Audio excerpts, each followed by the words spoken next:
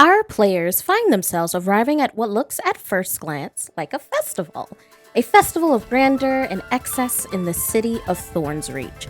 Gold seems to overflow the streets, wine is poured like water, and beautiful women in scandalous silk drift through the crowd, laughing with nobles and commoners alike. Peony begins the session already seated in the Colosseum, beside Corona, her cryptic companion.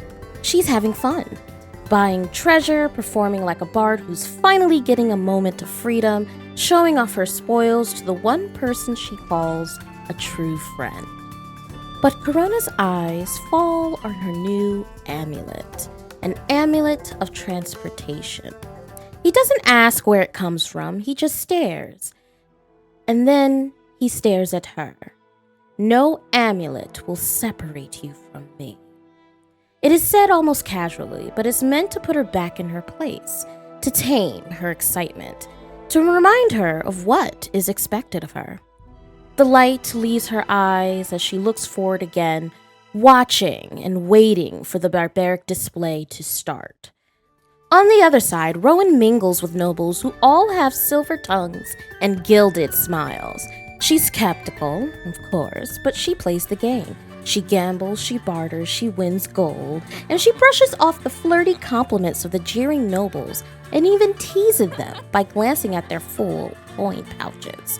Maybe putting on a show will grant her more. But her curiosity rules her tonight. She wants to see how far this friendly atmosphere actually goes. She doesn't know if she could fully trust this atmosphere or the friendly smiles of the nobles, but she is certain of one thing. She is going to walk out of Thorn's Reach with more than just a small fortune. Viktor and Zeke aren't in the fancy seats at first. They're outside the Colosseum doing what brothers do, making dumb little bets, winning gold in a throwing stone game, talking trash, and gambling on which of the four muscle-headed contestants is actually going to win the Battle of Barbarity. But later, when they finally take their seats among the shouting, sweating, wine-soaked crowd, Zeke pulls out the bag of coins to count it. And that's when it happens.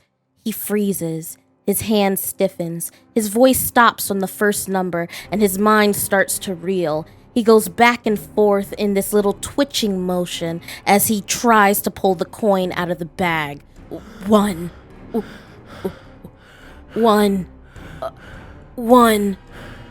Viktor, nervously, immediately takes over. He pulls the coin purse from Zeke, counts it for him, and quietly hands him a watered-down mead to help him calm down. Viktor doesn't say it out loud, but he knows what Zeke does not. This is the first crack. Har'un doesn't join the party right now. He stands outside the warmth of the Colosseum looking for Oral, his monk companion, and Master Wong. The joy in the air makes him restless. It's all too loud, too indulgent, too distracting. Oral, the air genasi, has already given in to the celebration. Master Wong, the old turtle monk, is being very willingly led away by one of the beautiful women to enjoy the festivities. Har'un thinks maybe a little guided meditation will quiet his mind, but the shouts are too loud, the food and drink don't soothe him, and beneath all of this merriment, something keeps tugging at his thoughts. So, he walks into the Colosseum with one clear feeling sitting in the back of his skull. There's something wrong beneath the celebration. He just can't name it yet. Lancelot steps into the arena and simply observes. He sees beautiful women doting on both nobles and commoners. The same wine poured into both cups, the same laughter, the same indulgence. He watches it like a priest walking through a crowded altar of sin, his eyebrows raised in that permanently unimpressed way. He sits, refuses the cup they offer him, the sweet red ichor of the city, and keeps watching. He knows something is off here. He just doesn't know what the price is yet. Figguero's start is different from the others. He's working. His mission, make sure his charges, Kaylin and Tomo, get back to the cabaret safely. With Kaylin now escorting the Baron and Tomo drifting off with a suspicious turtle, Figguero makes his way to the Colosseum. When he sits, he keeps his eyes on the raised nobles platform, where the Baron and Kaylin are seated. He watches from the crowd, a shadow like he's been for the past 5 years. Kalen scans the crowd, finds him, winks, and leans demurely against the Baron as the crowd roars. Figguero lets out a breath. It'll be over soon, he tells himself. Then the cries and the screams of the stadium go silent like a sleeping corpse in an empty crypt. The Baron steps onto the Colosseum platform, arms wide, voice smooth, and a smile contagious. Welcome, citizens, travelers, and adventurers. The Festival of the Thorns is a grand one each year, and we thank you for bringing yourself to see what our city has to offer. We might not be a lair, but we do hope you enjoy our hospitality. The speech charms everyone. Eyes seems to glow with reverence as they cheer, and in a mechanical twist, all the players fail against a charisma so strong that they literally cannot resist his influence. They begin to clap themselves. The Baron ends his speech with a flourish and a joke. Please join us later once the battles are done at the market square for the city dance, where you can enjoy the sweet honey of what the cabaret has to offer. Maybe my daughter will finally find a husband. Laughter is pushed through the entire Colosseum as more wine and mead and sighs fill the arena. Right on cue, his daughter, dark-haired, refined, but with a spark of rebellion, giggles and stands dressed in her finest. She shouts, "May that be but a dream, father. We hope you enjoy Thorns Reach splendors, and that our hospitality brings you back next year. Free wine on my father's dime." The crowd erupts as their spell deepens. And then comes Father Dalen, priest of the Moon Maiden, blesses the crowd with a tone that's just a bit too reverent. By the Moon Maiden's grace, we bless you all with joyous laughter and a transcendent time. May the goddess watch over these warriors as they fight to win her favor. And the bearer's dime, of course. It is meant to comfort, and it does. Everyone begins to sway and move as their eyes glisten wet with tears as hands are raised to reach him. But Viktor and Rowan sees what they do not. His eyes burn a bit too brightly, and his smile lasts a beat too long. Then the games begin. Gladiators clash, steel hits steel, there's blood, sweat, and the roar of a crowd drunk on spectacle. Above it all, a dragonborn stands victorious, sword held high.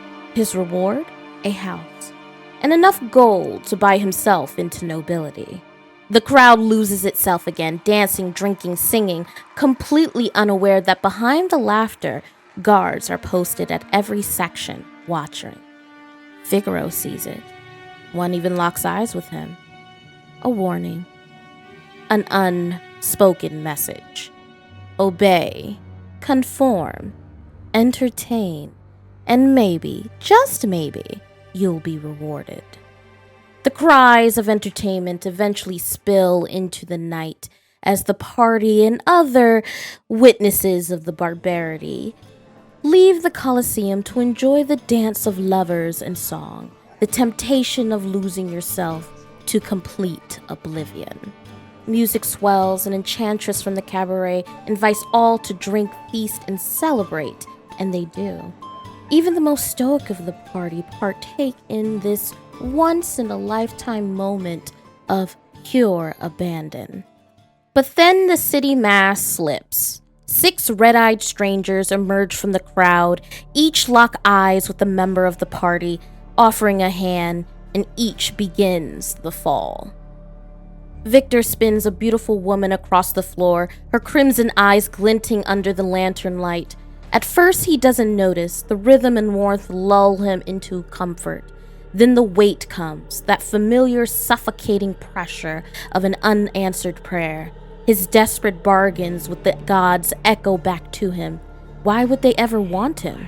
Zeke is the one who matters, the one who should be protected, the one he keeps failing again and again. Har'un starts out dancing the night with Master Wong, who just this once abandons discipline for laughter. The moment almost feels peaceful. But as the song slows, a new partner slips between them, a stranger with eyes like molten blood, and her hand fits into his and the joy drains away. The music grows distant, replaced by the roar of his own doubt. He sees himself through her gaze, a fraud, a fire genasi with no flame, a monk who has never found balance, a son forever short of what he was meant to be.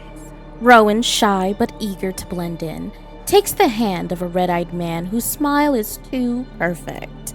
They twirl, his touch is gentle, but his voice cuts deep. The old ache returns. She's small again, left behind, forgotten. No spell or charm can drown the whisper rising in her chest. No one truly wants her. Lancelot finds himself swept into a waltz by a woman whose beauty borders on cruel. She circles him like a serpent, red eyes gleaming, and in the closeness of their dance, she whispers, "You'll never be enough. Not for her, not for anyone." And as the words sink in, he will never meet the Dread Queen's gaze, never live up to his companion's faith. He wears a knight's blade, but carries the hollow heart of a ghost, unseen, unremembered, unwanted. Peony, with the approval of Corona, laughs as a red-eyed stranger pulls her into a slow spin.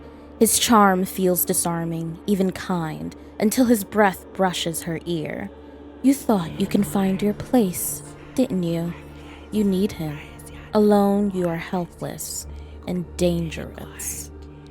Her pulse spikes, heat spreads under her skin, pain blooms at the back of her skull as the world tilts and burns. Figguero stood guard, his blade resting against the cold stone floor, and then a chill ran down his spine as something brushed against the back of his neck. He turned, but no one was there. And then he hears it, a whisper, soft, trembling, familiar. "Why didn't you save me?" It was her voice. The sound rooted him to the spot. His breath hitched, his grip on the hilt faltered. The words cut through him like a blade, twisting deep into the hollow space he had tried so hard to forget. He wasn't strong enough. No, he will never be strong enough. One by one, the party falls, faces slack, glasses half raised as they're swallowed by the crowd. On the surface, it looks harmless, a friend helping another home, a lover's guiding hand, but in truth, the red-eyed strangers lead them quietly into their own oblivion.